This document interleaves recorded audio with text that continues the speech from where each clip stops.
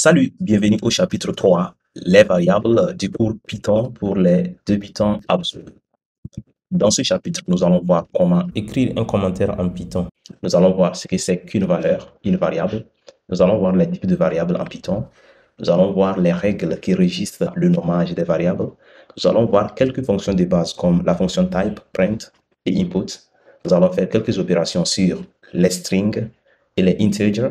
Et ensuite, nous allons voir quelles sont les erreurs auxquelles vous pouvez vous entendre au début de la programmation en Python. Sans plus tarder, commençons. Sur mon ordinateur, je vais essayer d'ouvrir le Visual Studio Code. C'est un éditeur de texte qui va nous permettre d'écrire le code. Ensuite, je vais ouvrir aussi le terminal. Sur le Visual Studio Code, nous pouvons ouvrir un nouveau fichier en faisant commande N. Donc, c'est écrit ici. Ça peut être CTRL N sur Windows. Je vais sélectionner le langage de programmation, qui est Python. Ensuite, c'est bon. Si vous avez remarqué, le fichier est nommé par défaut. Je vais essayer d'enregistrer le fichier en faisant commande S et écrire variable. Je vais enregistrer le fichier sur le bureau, mais dans un dossier que je vais appeler le CH3, donc le chapitre 3. Et c'est fait. Tout d'abord, nous allons voir comment écrire un commentaire en Python. En Python, tout ce qui suit le caractère dièse est considéré comme commentaire et est ignoré par l'interpréteur de Python. Pourquoi est-ce qu'on a besoin des commentaires? On utilise les commentaires pour expliquer notre code, pour rendre le code lisible. Exemple, ceci est un commentaire. Donc, je viens de faire un commentaire en Python. Si j'exécute le code, Python va ignorer, n'est-ce pas, cette ligne. Parce que juste, il y a le dièse au début, Python sait que c'est un commentaire. Sujet numéro 2, les valeurs. Alors, qu'est-ce qu'une valeur en Python? En Python, comme en tout langage de programmation, une valeur est une donnée de base qui est utilisée par l'ordinateur pour effectuer des opérations. Exemple de valeur, ça peut être 3, ça peut être un numéro de téléphone comme le 98, 98, 98, 98. Ça peut être le nom d'un client comme traversé. D'accord? Ça peut être le prix d'un article comme 450 $. Je vais essayer de les commenter. On continue. Maintenant, nous allons voir ce que c'est qu'une variable. Une variable en Python, comme en tout langage de programmation, est un espace de mémoire sur l'ordinateur qui fait référence à une valeur. C'est-à-dire, tout à l'heure, nous avons donné comme exemple de valeur 3. Si on dit note égale 3, alors nous avons déclaré une variable note qui fait référence à la valeur 3. Un autre exemple, je peux dire client égale traversée. Ça aussi, c'est une variable. Une autre variable, pi égale 3,14. Notez bien qu'en Python et en plusieurs langages de programmation, on utilise le point au lieu de virgule. D'ailleurs, c'est le cas en anglais. On écrit un nombre décimal avec un point, comme l'exemple du nombre pi ici. Sachez bien qu'en Python, la déclaration et l'initialisation d'une variable se font simultanément. Donc, le fait d'écrire note égale 3, nous avons déclaré et initialisé la variable note. D'accord? Donc, nous avons tout simplement besoin d'écrire note pour faire appel à cette variable. D'accord? On peut continuer. Nous allons tout à l'heure voir ce que c'est que la fonction print. La fonction print en Python nous permet d'afficher une chaîne de caractères. Par exemple, si j'écris print, bonjour le monde, l'interpréteur de Python ici doit être en mesure de nous imprimer bonjour le monde. Pour ce faire, je vais exécuter le code sur mon terminal. Je vais naviguer et aller sur le desktop en utilisant le cd change directory cd desktop. Ensuite, souvenez-vous que le fichier variable.py est dans le dossier ch3 qui est sur le desktop. Donc, je dois naviguer et aller sur le dossier ch3, cd ch3. Maintenant, je dois me rassurer que je suis sur le ch3 en faisant pwd. Pwd va te dire le dossier sur lequel tu es actuellement.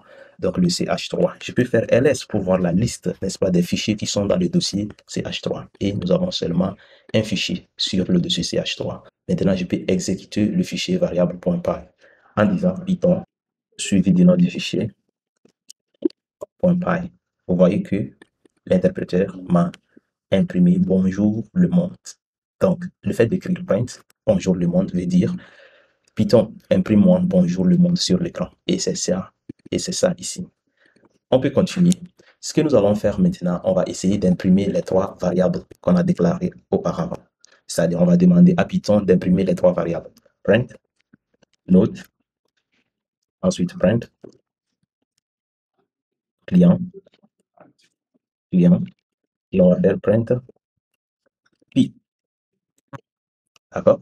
Donc, on va encore exécuter le code en faisant Python suivi du nom du fichier, variable, .py. Et voici le résultat. On a donc bonjour le monde et les trois variables ici.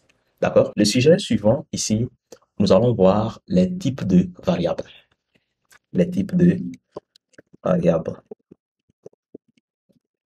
Premièrement, nous allons voir les integers. Les integers en Python, c'est un type de variable qui est constitué des nombres entiers. L'exemple de la variable note égale 3. Deuxième type de variable, nous allons voir les floats. Exemple, pi égale 3,14. Donc, 3,14 est un nombre qu'on appelle float en Python. Donc, un nombre à virgule. D'accord? Nous allons voir maintenant les strings. String, ça veut dire chaîne de caractères. Exemple, on peut prendre notre exemple de client égale traversée. Traversée. Donc, vous avez vu en même temps la différence. Les strings sont écrits entre les griffes. Donc, on écrit toujours, n'est-ce pas, la valeur d'un string entre les griffes. On peut utiliser aussi les doubles griffes. Par exemple, nom égale varicademy. Mais moi, personnellement, je préfère les griffes, n'est-ce pas, uniques comme ça. Donc, au lieu d'utiliser les doubles griffes, j'utilise les griffes, tout simplement. D'accord? Mais ça va dépendre de vous. Sachez qu'il existe plusieurs types de variables en Python, mais nous allons nous arrêter à ces trois types de variables pour le moment. Le sujet suivant est la fonction type.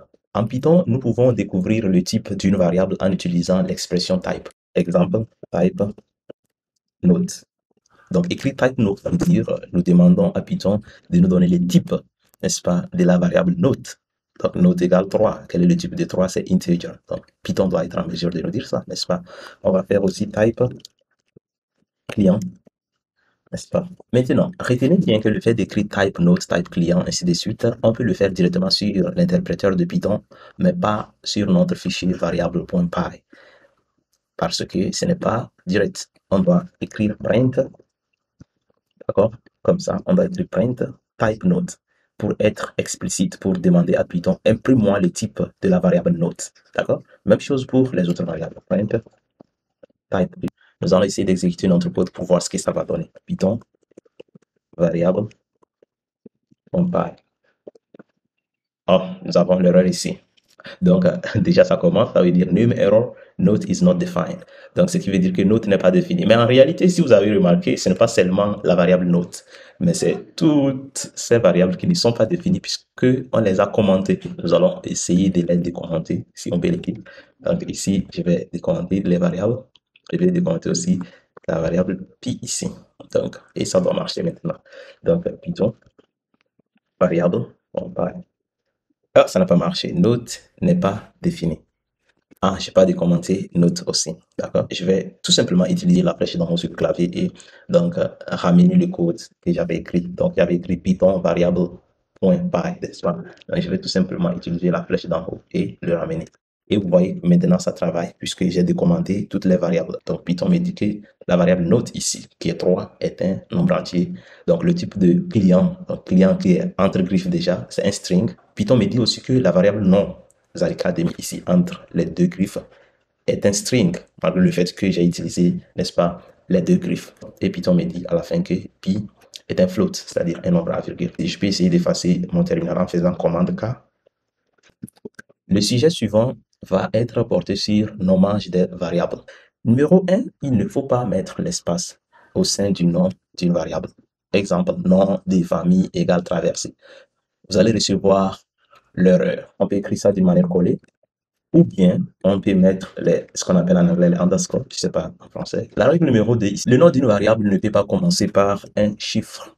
D'accord? Ni le caractère underscore. Regardez bien. Ici, ça ne peut pas commencer par un chiffre ou encore un caractère underscore comme ça. Donc, PDF élève égale ami. D'accord? Une variable comme ça, Python va vous donner une erreur. Mais une variable qui commence par underscore, il n'y a pas de problème, vous n'allez pas recevoir d'erreur, mais il est préférable de ne pas commencer par le underscore. Vous pouvez avoir le underscore à l'intérieur du nom, comme je l'avais fait ici, nom de famille égale traversé. Le underscore, le symbole là, peut être au sein, c'est-à-dire au milieu du nom, mais pas au début. D'accord? Nous allons continuer. La règle numéro 3, il ne faut pas utiliser les caractères illégaux. Donc, les caractères illégaux sont des caractères que vous-même pouvez imaginer, n'est-ce pas, comme arrobas, point d'interrogation, point d'exclamation, et ainsi de suite. Il ne faut pas les utiliser dans le nom d'une variable. Exemple, nom, point d'interrogation égale académie. Vous allez avoir des problèmes. Python va vous donner une erreur. Règle numéro 4. Il faut éviter d'utiliser les mots réservés de Python. Ah oui, Python a ces mots réservés. On ne peut pas les utiliser comme nom de variable. Exemple, regardez, nous avons toute une liste. N'essayez pas de les mémoriser. On va essayer d'utiliser ces noms comme variable, n'est-ce pas, pour voir ce que Python va dire. Nom de famille égale traversée. D'accord? Ensuite, je vais demander à Python d'imprimer, n'est-ce pas, cette variable qui est nom de famille. Je reviens sur mon terminal, je vais faire ls. Donc là, je sais que je suis sur le dossier ch3 qui contient le fichier variable.py. Je vais exécuter le code en faisant Python variable.py. Vous avez vu, tout à l'heure, je viens de recevoir une erreur, syntax error, invalid syntax. Je ne peux pas utiliser nom, espace de, espace famille comme le nom des variables. Python n'accepte pas. D'accord? Je vais commenter ça. Un autre exemple, donc, pour produire une erreur, 12 élèves égale 12. Nous allons essayer d'imprimer cette variable pour voir ce que Python va nous dire. 12 élèves. Python, variable. Ouais. Command what? Python. Ok. Vous voyez qu'il y a un peu d'erreur ici, donc il faut bien écrire Python, variable, .py. Oh, la syntaxe invalide. Le nom d'une variable ne peut pas commencer par un chiffre. D'accord? Comme on l'avait vu. Je peux essayer avec un caractère illégal, comme point d'exclamation égale ami. Donc, ensuite, je vais imprimer Python, variable, .py. Invalide syntaxe. Maintenant, nous allons essayer d'utiliser, n'est-ce pas, le nom réservé de Python comme assert. Assert égale oui. On va voir ce qui va se passer. Maintenant, je vais demander à Python d'imprimer assert. D'accord? Donc, tout à l'heure, si vous avez remarqué, assert est déjà en bleu, donc ça m'indique qu'il y a un problème. Mais on va voir ce que ça va donner. Python variable.py. Invalide syntaxe. Donc, vous avez vu, on a essayé avec toutes les possibilités, donc c'est impossible. Le sujet suivant ici, nous allons parler des sensibilités des cases en Python.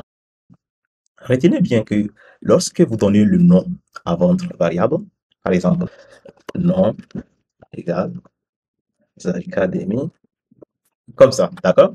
Lorsque vous faites print et vous écrivez nom en commençant par la lettre capitale N, d'accord? Python va vous dire qu'il n'y a pas une variable appelée nom avec grand N, d'accord?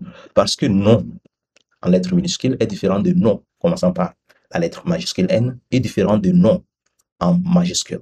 Nous allons essayer, n'est-ce pas, d'exécuter ce code pour voir ce qui va se passer. Ici, on va dire Python, on va mettre variable, le nom du fichier, c'est-à-dire, vous voyez, name error. Non is not defined. Python me dit qu'il n'y a aucune variable appelée nom avec grand N. Donc, nom est différent de nom est différent de nom. D'accord? J'espère que vous avez compris. Le sujet suivant, les opérations numériques. Nous allons essayer de faire les opérations sur les integers et les floats, les nombres entiers et les nombres décimaux. Nous avons les opérateurs ici. Les opérateurs en mathématiques sont valides aussi en Python. Nous avons addition, plus, soustraction, moins, multiplication, astérisque, et non le croix. D'accord? C'est l'astérisque. Nous avons ici le signe de division, donc barre. Nous avons la puissance ici.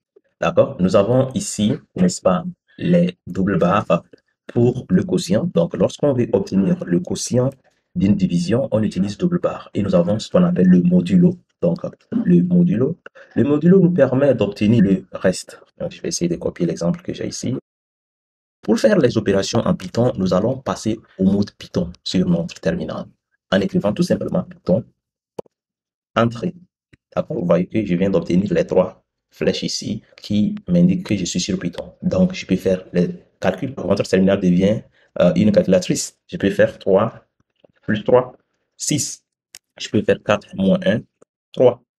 D'accord? Je peux faire 3 fois 2, 3 fois 2, 6. Je peux faire 3 divisé par 3, ça va donner 1. Je peux faire la puissance, n'est-ce pas? Comme 12 au carré. 12 au carré. Donc, on écrit comme ça, au carré.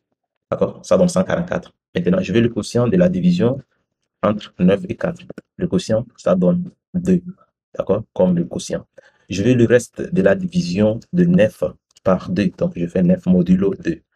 Ça donne 1. Donc, pour continuer avec le reste de notre cours, je vais essayer de revenir, n'est-ce pas, sur mon terminal.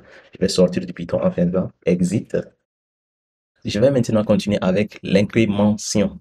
Si je dis m égale 2, n égale 4, et je demande à Python de m'imprimer la somme de m et n, nous allons voir ce que Python va faire. Donc, Python, variable, .py. Ok, maintenant je vais exécuter le code pour voir le résultat. Donc, Python me dit, j'ai mal écrit Python. Donc, pour moi, Python, variable, py. D'accord, Python me donne le résultat qui est 6. Maintenant, regardez ce que je vais faire.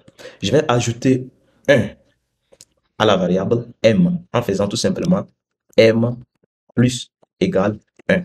L'écriture là veut dire ajoute 1 à la valeur de m et assigne le résultat à la même variable. La valeur de m devient désormais 3. Pour vérifier cela, je vais essayer d'exécuter le code, mais tout d'abord en imprimant la variable m. Regarde, je vais dire Python variable.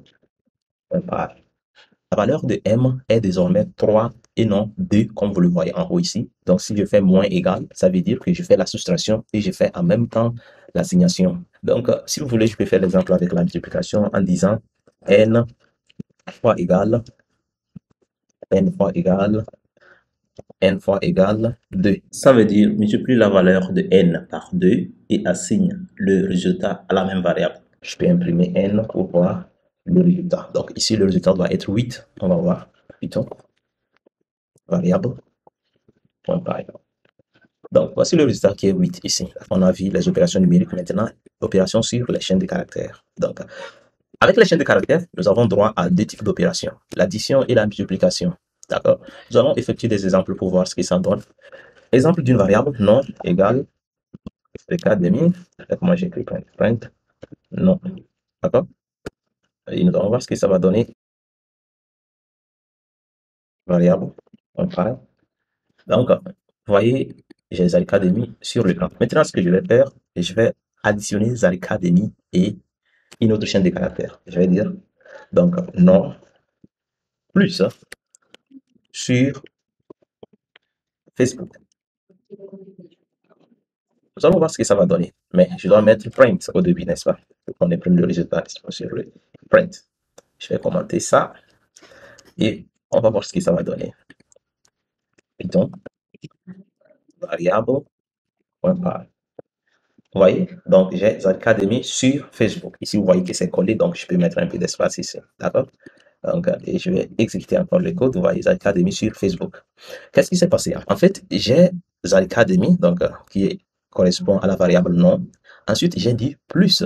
J'ai additionné, c'est-à-dire plus sur Facebook, qui est une chaîne de caractères. Tout ça là, c'est une chaîne de caractères, puisque c'est entre les griffes, n'est-ce pas? C'est un string. Zacademy aussi, c'est un string. D'accord? Donc, ici, je ne fais qu'additionner les deux. Et en Python, on parle de la concaténation. D'accord? C'est la concaténation que je viens de faire. Donc, on peut imprimer plusieurs choses en disant print, je vais dire bonjour, plus le monde, plus sur Zacademy. Donc, je fais la concaténation en utilisant le signe plus. D'accord? Donc, nous allons voir ce qui va sortir. Python, variable, compare. Vous voyez, bonjour le monde sur Zacademy. Nous allons essayer de faire la multiplication avec les strings. Je peux dire print 3 fois non. Vous voyez, je demande à Python de m'imprimer 3 fois Zacademy, qui est non ici. Le résultat va être comment? On va dire Python variable. Vous voyez, Zacademy. C'est ça la multiplication, d'accord, avec, n'est-ce pas, les strings. On peut faire la concaténation entre seulement les chaînes de caractères. Donc, seulement les strings. Si vous faites la concaténation entre un string et un autre type de variable, par exemple, print, n'est-ce pas, je vais dire bonjour. Ensuite, je vais plus 5. Vous allez voir ce qui va se passer avec Python. Ici, je vais dire Python variable et je vais dire point pareil. D'accord? Je vais essayer d'imprimer ça. Vous voyez, Python me dit can only concatenate string, not int to string. C'est très important, d'accord? Python me dit que je ne peux pas faire la concaténation entre les strings et les integers. Donc, c'est seulement les strings. Comment résoudre ce problème? Nous allons mettre 5 entre griffes, c'est-à-dire on va transformer 5 en string. Et maintenant, lorsqu'on exécute le code, Python va me dire bonjour 5. C'est très important. Et aussi, la multiplication se fait seulement entre les strings et les integers, comme je l'ai fait ici. 3 fois non. Si j'essaie de faire print, si je fais print et j'essaie de faire la multiplication entre un float, n'est-ce pas, et un string, donc on a défini en aussi non, qu'est-ce qui va se passer? On va Python variable.py, on voit que can't multiply scans by non-int of type float. Python est en train de me dire, c'est impossible, tu ne peux pas le faire. D'accord? Donc, en conclusion, la concaténation, c'est-à-dire l'addition, se fait seulement entre les strings. Et la multiplication se fait entre les strings et les integers. Nous allons faire ce qu'on appelle la conversion des types. Tout à l'heure, nous avons vu les 3 types principaux.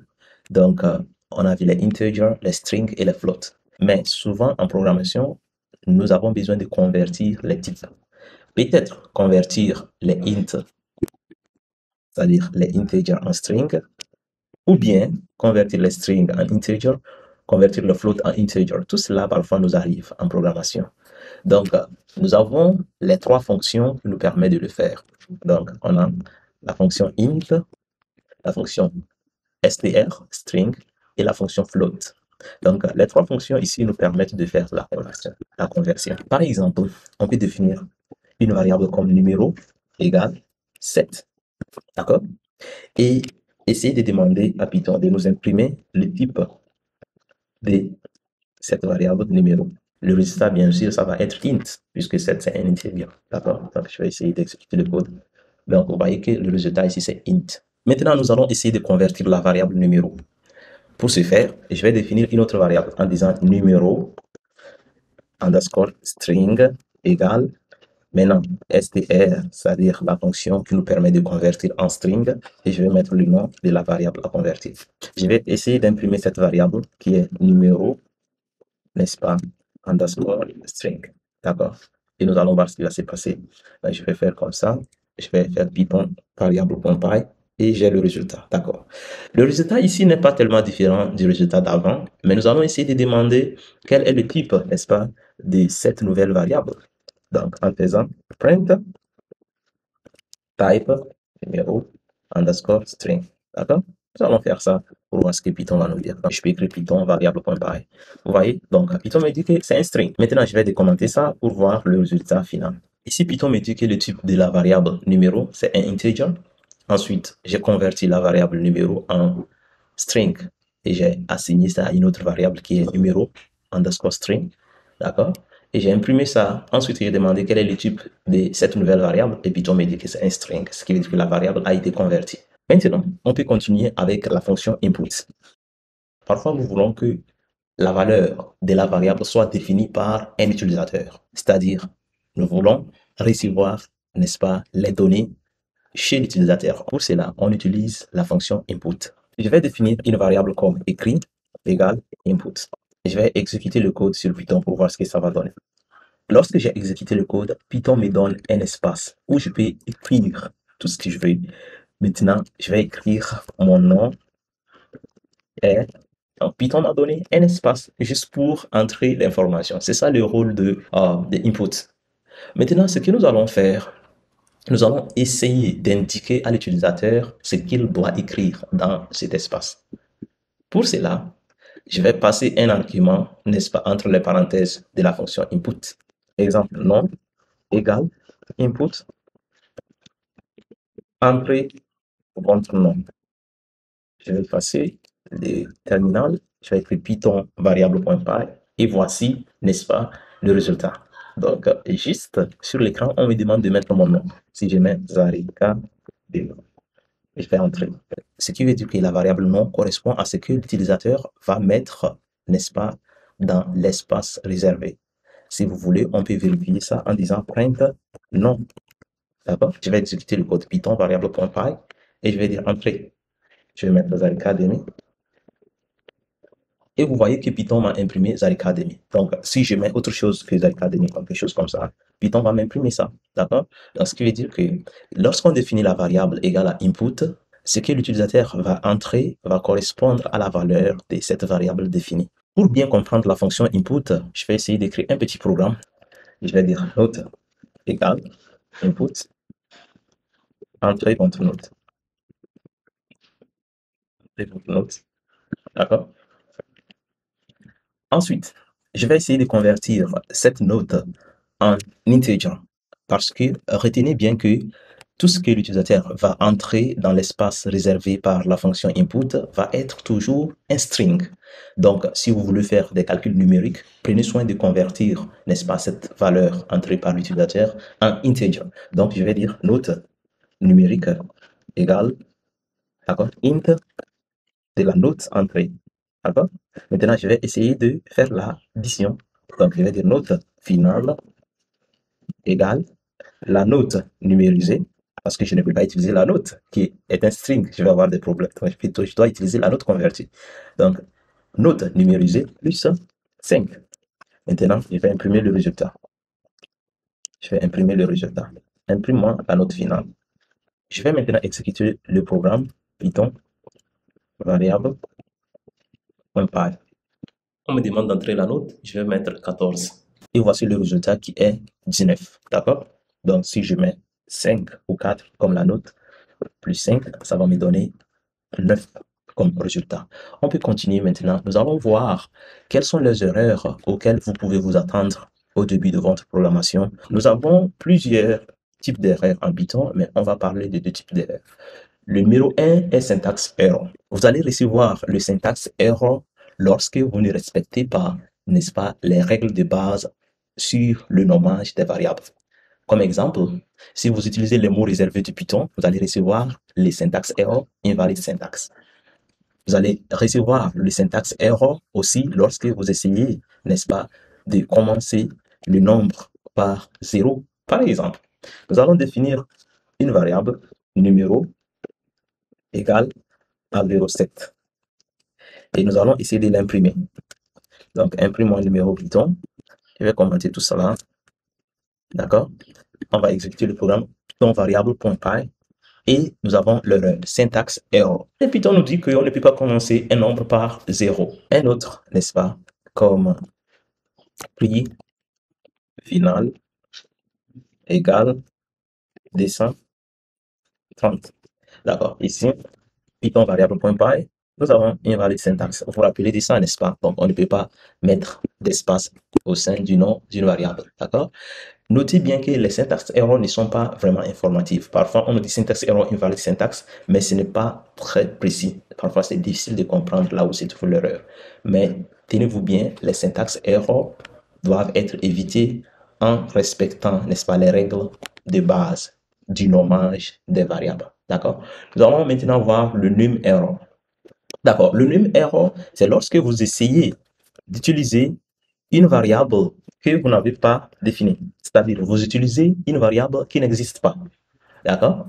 Ou bien vous utilisez une variable avant sa déclaration. Exemple. Tout d'abord, je vais définir une variable qui est note égale à 12. Ensuite, je vais définir une variable qui est devoir égale à 14. Maintenant, je vais demander à Python de m'imprimer note plus devoir plus composition. Et nous allons voir ce qui va se passer. Je vais effacer mon terminal. Je vais faire Python variable.py. Entrée. Python me dit name error. Name composition is not defined. Ça, c'est très explicite. Python me dit qu'il n'existe pas une variable appelée composition. Qu'est-ce que j'ai fait? J'ai essayé d'utiliser la variable composition qui n'existe pas. D'accord? Maintenant, si j'essaie de définir la variable ici, composition égale 7,5 et que je redémarre le programme, toujours le même problème parce que j'ai défini la variable composition après l'utilisation. D'accord? Donc, pour régler le problème, qu'est-ce que je vais faire? Je vais essayer de changer l'emplacement de la variable composition et je vais mettre ça ici. Donc, si je fais Python variable.py, je vais obtenir le résultat qui est 33,5. Il existe plusieurs types d'erreurs en Python, mais pour le moment, nous allons nous arrêter à ces deux types d'erreurs. Vous serez en mesure de télécharger le code dans la description de cette vidéo. Rendez-vous dans la vidéo suivante où nous allons faire quelques exercices sur ce chapitre.